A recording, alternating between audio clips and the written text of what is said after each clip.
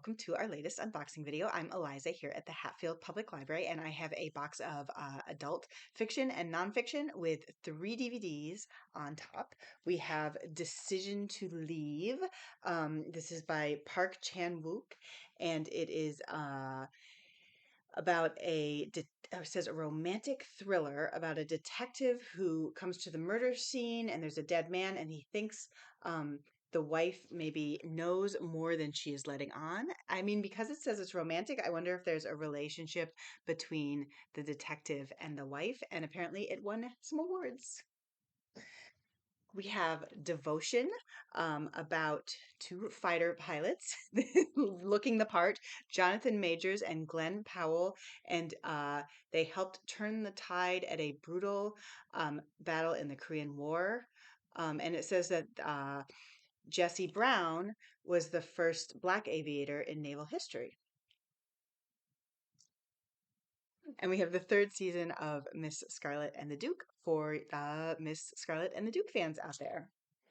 Let's see. We have a Susan Mallory book called Married for a Month. What makes a man love a woman? 2 experts put love to a test. It's about compatibility versus sexual chemistry. Which is more important? And so they have a contest involving 40 couples in a month-long mock marriage for a chance to win $1 million. Oh, sounds like a lot of reality TV shows. We have Trust the Plan, The Rise of QAnon and the Conspiracy That Unhinged America by Will Sommer. So this is more on the political side. Sounds like it sort of explains the rise of QAnon and some of the sort of significance the role that it played behind things that happened. We have Young Forever. What a nice idea by Mark Hyman, MD. It's called The Secrets to Living Your Longest, Healthiest Life. Microjoys. Oh, we have such a positive, this is a positive pair. This is about finding hope, especially when life is not okay. It's by Cyndie Spiegel.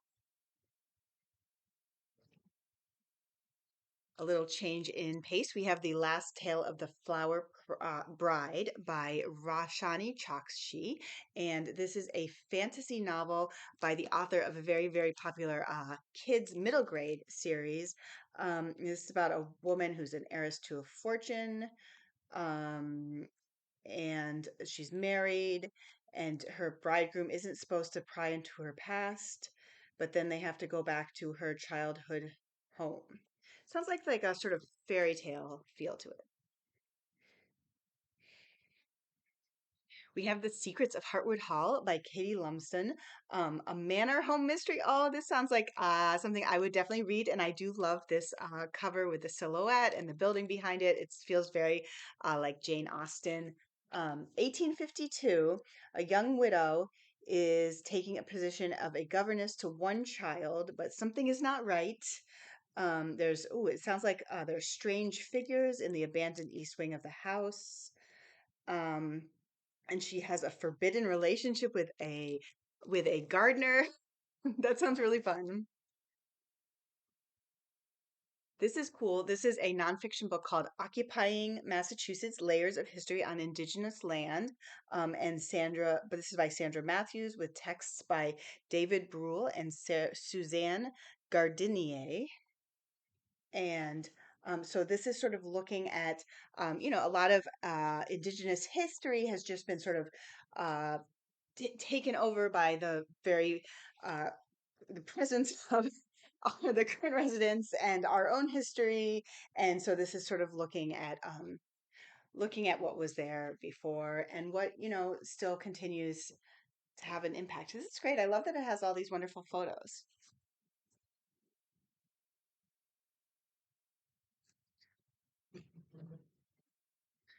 Untouchable: How Powerful People Get Away with It by Elie Honig, who wrote something called Hatchet Man. So this is da-da, um, s- da, da, da. So exposes the strategies of the rich and powerful and how they use the system to their benefit. And he says it looks like Donald Trump, Jeffrey Epstein, Harvey Weinstein, and Bill Cosby, among others.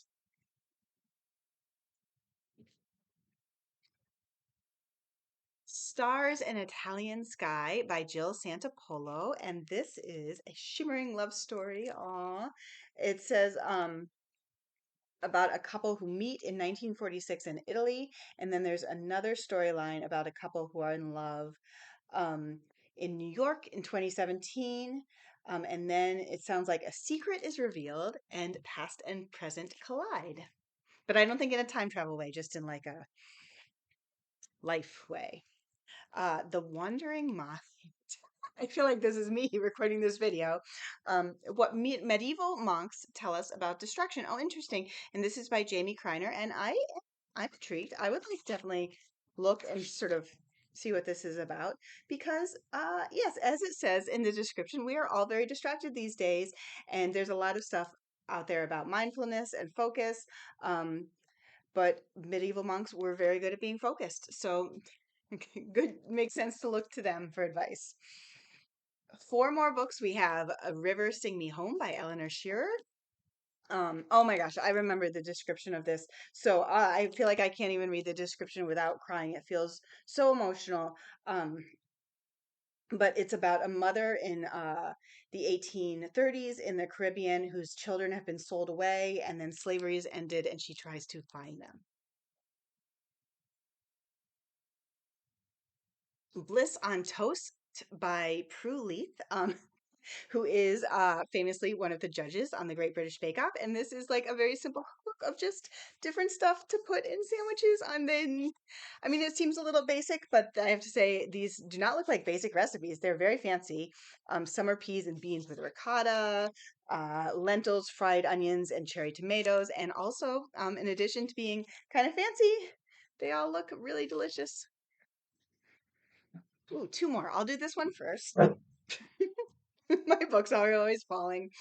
The People versus Donald Trump, an inside account by Mark Pomerantz. And this is about, oh, he's a DA for New York County, and it is about um,